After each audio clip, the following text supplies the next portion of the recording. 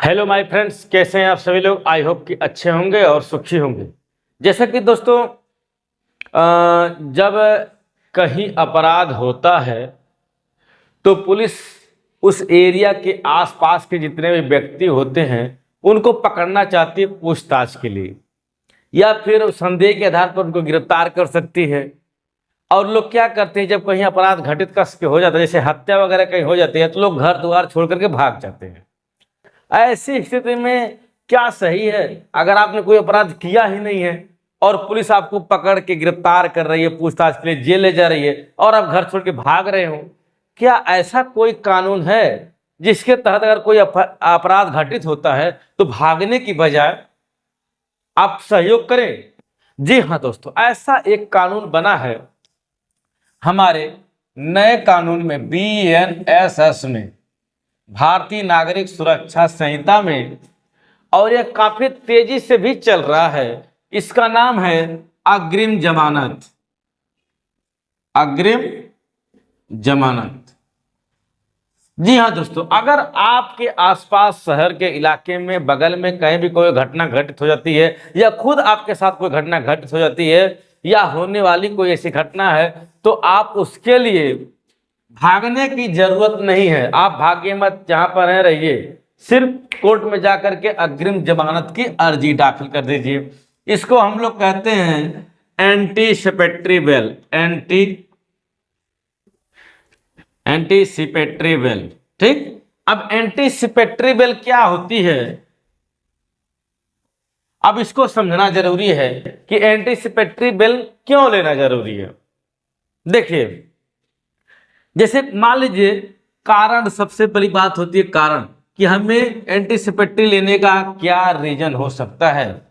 आपको कोई व्यक्ति झूठे मुकदमे में फंसाना चाहता हो, झूठे मुकदमे, अगर कोई व्यक्ति आपके खिलाफ कोई झूठा मुकदमा दर्ज करवाना चाहता है तो भी आप एंटीसिपेटरी बेल ले सकते हैं, या फिर आपके खिलाफ कोई झूठा मुकदमा दर्ज हो गया है तो भी आप एंटीसिपेटरी बेल ले सकते हैं। और आगे मैं इस वीडियो में बताऊंगा कि इसका क्या प्रोसेस है, कैसे लेने का।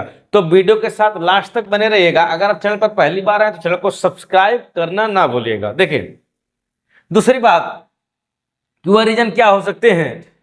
आपको पुलिस अगर गिरफ्तार करती है, पुलिस अगर गिरफ्तारी करती है, तब हो सकता है आपको कई दिनों तक जेल की हवा खानी पड़ सकती है। इसलिए पुलिस गिरफ्तारी से बचने के लिए भी आप एंटीसिपेटरी बेल ले लीजिए। एक बार अगर आप एंटीसिपेटरी बेल ले लिए तो आपको पुलिस गिरफ्तार नहीं कर सकती। आप पुलिस के साथ बैठकर चाय कॉफी कर सकते हैं, कोई दिक्कत नहीं है, मजे से रहिए, लेकिन एंटीसिपेटरी बेल लेने के बाद।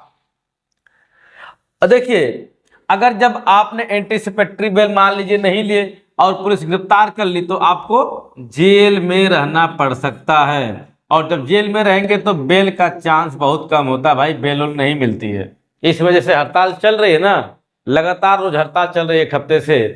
और जो लोग एक दिन के लिए जेल गए होंगे, सोचिए वो कितने दिनों से जेल में रहेंगे। तो इसलिए एंटीसिपेटरी बेल की भूमिका यहाँ पर बहुत ही बढ़ जाती है। तो एंटीसिपेटरी लेना जरूरी हो जाता है इस मामलों में। अब देखिए, अब दूसरी बात कि एंटीसिपेटरी किस आधार पर मिलती है, यह भी समझना चाहिए। सबसे पहली बात तो यह है कि एंटीसिपेटरी बेल लेने से अगर आपके खिलाफ कोई मुकदमा होता है तो आप अपराधी नहीं माने जाएंगे। अपराधी नहीं, आप कोई अपराधी नहीं है, इस प्रकार के शब्द आपके साथ। ये एंटीसिपेटरी का यह मानना है कि भाई जिसके खिलाफ कोई FIR हो जाती है, जरूरी नहीं को अपराधी हो सकता है, निर्दोष व्यक्ति हो, तो वह अपराधी व्यक्ति नहीं होता है। हम उसको क्या कहेंगे, आरोपी कहेंगे। इस बात का आप हमेशा ध्यान रखेंगे कि FIR होने के बाद कोई अपराधी नहीं होता है, आरोपी होता है। लेकिन जब उस व्यक्ति को सजा हो जाती है तो वह व्यक्ति क्या होता है, अपराधी होता है, ना कि आरोपी होता है। यहां तक बात समझ में आ गई होगी। चलिए, अब देखिए, जो एंटीसिपेटरी बेल है, अगर हमें गिरफ्तारी की आशंका से बचना है, जैसे मान लीजिए आपके मोहल्ले में चोरी हुई है। अब जब चोरी हुई है तो सेक्शन 303 की FIR दर्ज हुई होगी।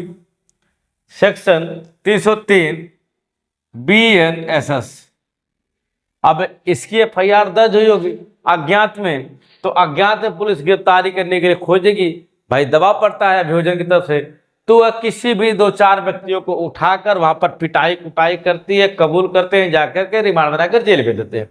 ऐसी स्थिति में अगर आपको कहीं से भी लगता हो कि फलाना हमको फंसा रहा है, या ऐसा लगता हो कि हम किसी मुसीबत पड़ सकते हैं, या पुलिस हमको फंसा सकती है, तो उस स्थिति में आपके लिए बहुत जरूरी है, अगर कहीं पर आप चोरी भी किए हैं और लगता है कि आप कहीं कहीं निर्दोष हैं, तो आप तुरंत दौड़िए अधिवक्ता के पास एंटीसिपेटरी बेल लेने के लिए, और आपको एंटीसिपेटरी मिल जाएगी।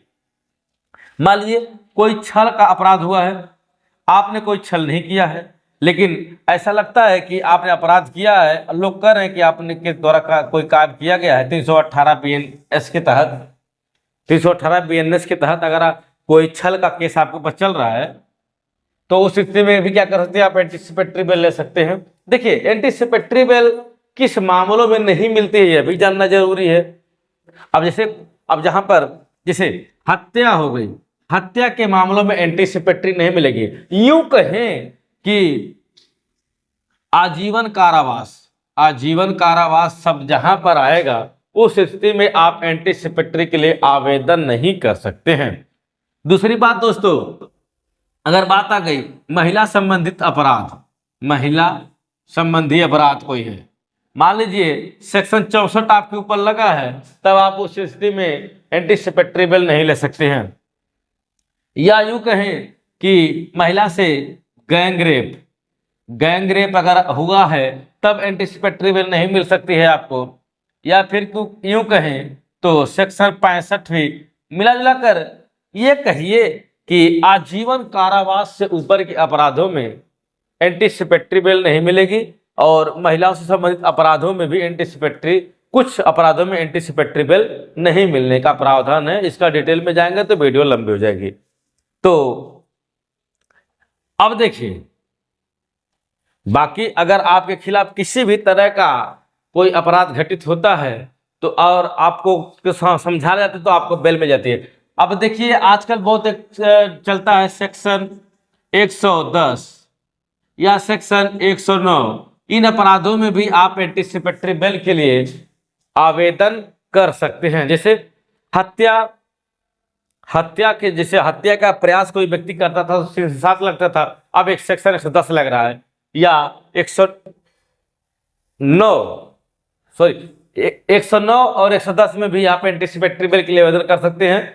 हत्या का प्रयास या फिर आपराधिक मनोबल का कोई व्यक्ति प्रयास करता है तो आप एंटीसिपेटरी बेल ले सकते हैं, लेकिन उस केस का नेचर बताता है कि नेचर क्या है, क्या आपका इरादा सच में उसको हत्या करने का ही है, तो वहां पर बेल नहीं मिलती है। तो सब कुछ आपको समझाना है, मेडिकल जो डॉक्टरी माना लगता है उसको देखा जाता है, तब एंटीसिपेटरी बेल दी जाती है।